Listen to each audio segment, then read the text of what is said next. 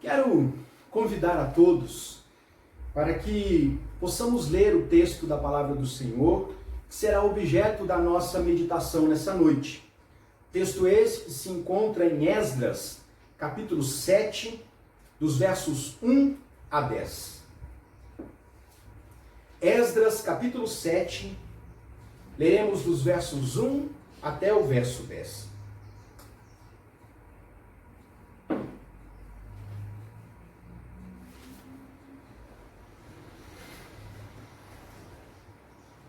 Artaxerxes envia Esdras a Jerusalém.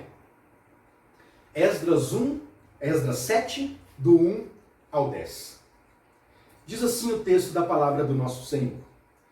Passadas estas coisas, no reinado de Artaxerxes, rei da Pérsia, Esdras, filho de Seraías, filho de Azarias, filho de Ilquias, filho de Salum, filho de Zadok, filho de Aitube, filho de Amarias, filho de Azarias, filho de Meraiote, filho de Zeraías, filho de Uzi, filho de Buque, filho de Abisuia, filho de Finéias, filho de Eleazar, filho de Arão, o sumo sacerdote. Este Esdras subiu a Babilônia. Era ele escriba versado na lei de Moisés, dada pelo Senhor, Deus de Israel.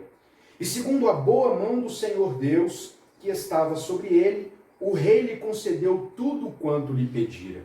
Também subiram a Jerusalém alguns dos filhos de Israel, dos sacerdotes, dos levitas, dos cantores, dos porteiros e dos servidores do templo, no 7º ano do rei Artaxerxes.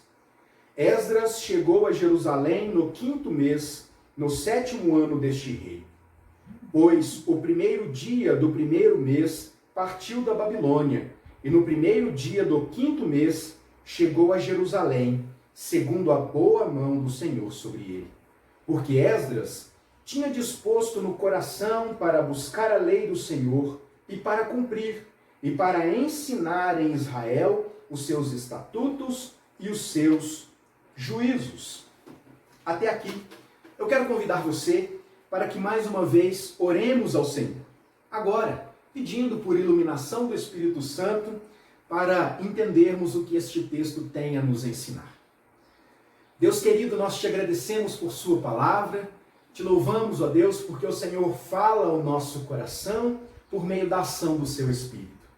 Neste momento, pedimos que o Senhor use a minha vida na exposição deste texto e que pela ação do seu Espírito, cada uma das pessoas possam ser profundamente impactadas por sua palavra. E que o Senhor, ó Deus, por meio da edificação da sua igreja, seja glorificado. Em Cristo Jesus, o nosso Senhor, é que oramos. Amém.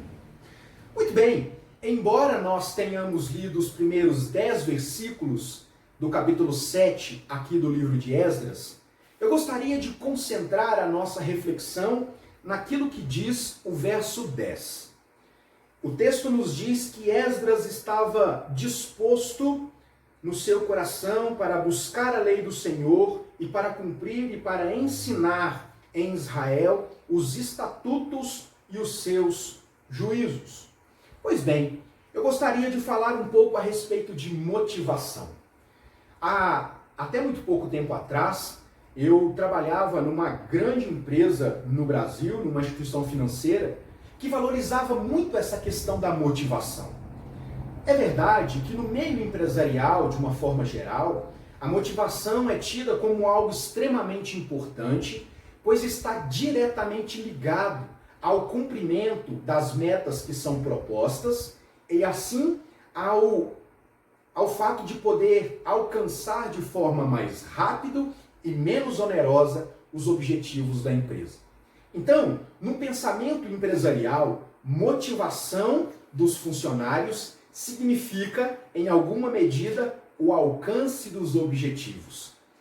E eu fiquei pensando a respeito daquilo que de fato motiva o nosso coração. Você já parou para pensar qual é a motivação da sua vida? O que de fato te serve de inspiração? O que faz você fazer o que você faz todo dia? É exatamente a respeito disso que eu gostaria de refletir com você nesta oportunidade. Quando nós olhamos para o tempo de Esdras, e de forma muito especial aqui no capítulo 7, nós perceberemos que 3 homens marcaram de forma muito profunda a vida do povo de Israel no momento pós-exílio, ou seja, depois que eles haviam cumprido o tempo do exílio. 3 de forma muito especial foram importantes e praticamente contemporâneos. O primeiro deles, o profeta Ageu, que é conhecido por muitos teólogos como sendo o profeta do templo. O segundo, Neemias, intitulado por alguns o profeta dos muros. Conhecemos razoavelmente bem a história de Neemias. Na verdade, o meu primeiro contato com a Bíblia se deu por um material de escola bíblica dominical intitulado Neemias, o construtor de Deus. O terceiro, como nós acabamos de ler, Esdras, o escriba da lei. Estes homens nos ensinam que a vida, ou na vida, o legado que nós deixamos por meio das nossas atitudes, por meio das palavras que nós empenhamos, é muito mais importante e profundo do que qualquer herança financeira ou bem material que nós possamos construir. Esdras foi responsável, assim como todo escriba o era, de guardar, era responsável por zelar o testemunho de Deus. E no caso de Esdras, isso era um tanto quanto mais complexo, porque Esdras viveu um momento de extrema transição. Ele amava Deus e demonstrava isso no zelo pelo qual ele se dedicava ao cuidado das Escrituras, como nós lemos no verso 6.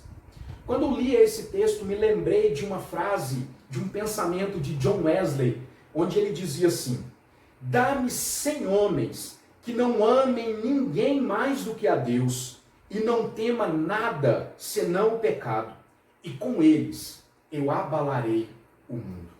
Com certeza, Esdras era esse tipo de homem que John Wesley faz menção. Esdras foi enviado por Deus para levar auxílio financeiro e também auxílio espiritual, e assim ajudar o povo na reconstrução da cidade. Não apenas da estrutura física da cidade, mas ajudar a reconstrução da fé e, portanto, tratar da vida espiritual daquele povo que agora vivia este novo momento da sua caminhada. Esdras estava disposto e motivado em atender o chamado de Deus.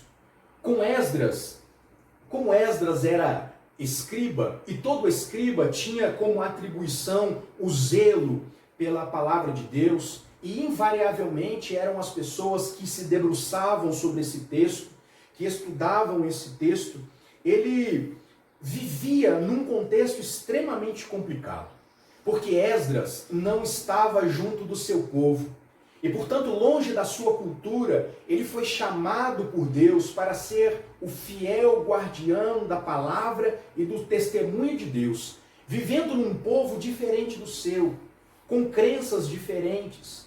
E nós aprendemos com o zelo de Esdras que este era um homem comprometido para com Deus e para com o seu chamado. Havia uma firmeza inabalável na vida de Esdras, porque ele promoveu com as suas atitudes a reconstrução da vida espiritual do povo de Israel. Esdras estava motivado, disposto a ser um agente de transformação naquele povo, e não apenas um mero espectador daquilo que Deus poderia fazer. John Kennedy dizia algo com alguma recorrência, referindo-se às pessoas que questionavam a respeito daquilo que o Estado poderia fazer por elas individualmente falando. Em resposta a isso, frequentemente ele dizia: não pergunte à nação o que ela pode fazer por você. Pergunte a si mesmo o que você pode fazer pela nação. Entre outras definições possíveis para a palavra disposto, que é algo central aqui na nossa reflexão, nós encontramos no dicionário em português definições como disposição significa com propensão para algo, ou inclinado a alguma coisa. O termo hebraico aqui traduzido por disposto significa estabelecer, ser firme. Apresenta um sentido de direcionar, intencionar algo, a mover em direção de um determinado objetivo. É justamente a respeito desta disposição que nós estamos falando. Desta disposição que eu e cada um de vocês precisamos da nossa vida. Mas nós podemos parar para pensar a respeito daquilo que de fato nos motiva. O que nos coloca para frente? O que nos põe em ação? Muitas vezes nós nos sentimos desmotivados, nos sentimos indispostos, dadas as circunstâncias que nós vivemos, ou quem sabe, há problemas que muitas vezes nós enfrentamos e que não aparenta ou não apresenta uma solução de forma imediata. Esdras também não teria vida fácil ao ter que ensinar o povo de Israel, mais uma vez, a respeito do testemunho de Deus. Porém, a despeito de toda a dificuldade que estava sobre ele estava disposto e determinado. Mas qual seria o segredo de tamanha disposição? Por que será que num cenário tão desfavorável, Esdras foi alguém disposto a tantas coisas? Quando nós olhamos para o texto que lemos, o verso 6 nos apresenta uma resposta satisfatória para esta indagação. Esdras era alguém muito disposto, porque a boa mão do Senhor estava sobre ele.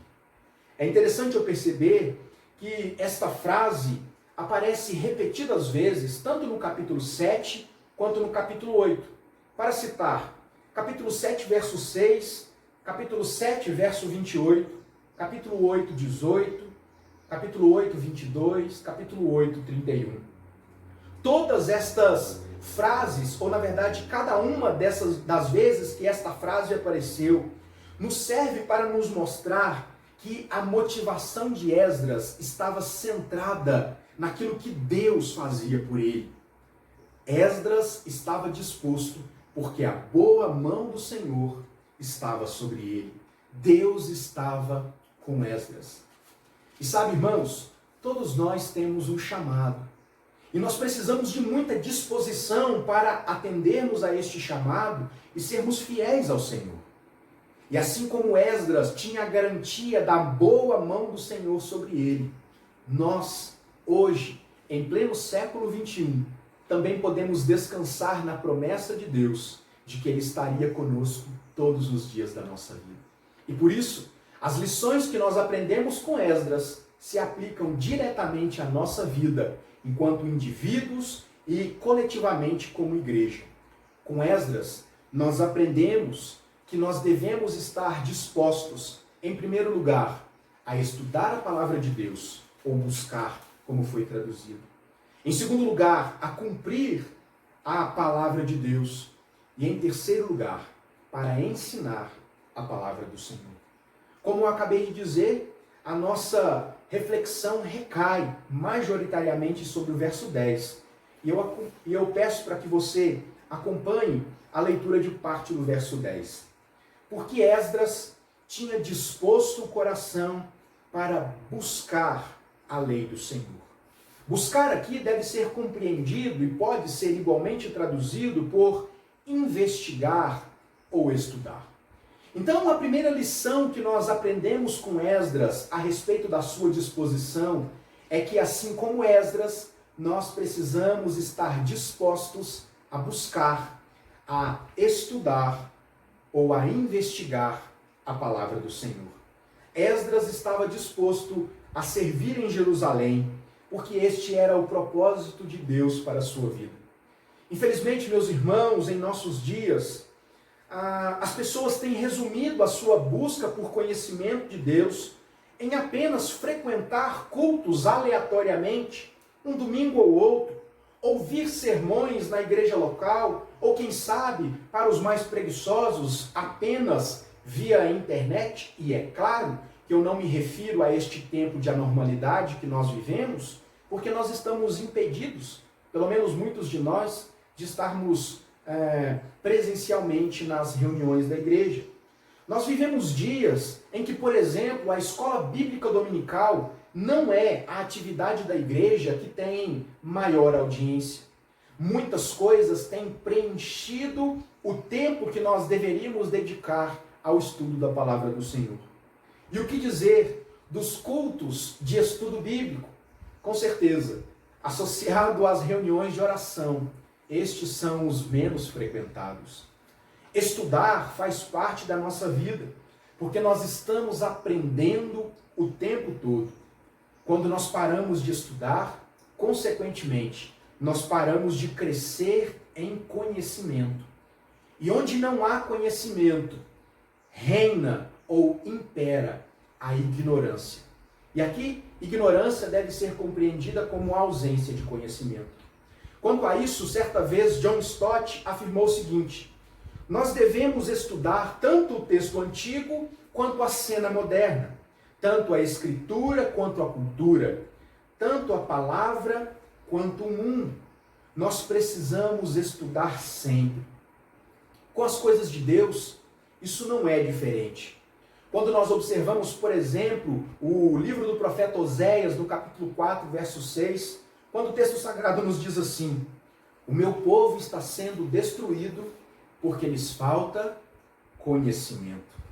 Ou ainda, quando abrimos a nossa Bíblia no livro de Atos dos Apóstolos, que destaca a superioridade dos bereanos em ser mais nobres em relação aos crentes da igreja de Tessalônica, porque os primeiros não apenas ouviam a palavra, mas eles buscavam conferir diretamente no texto se aquilo que estava sendo pregado era condizente com a verdade revelada de Deus.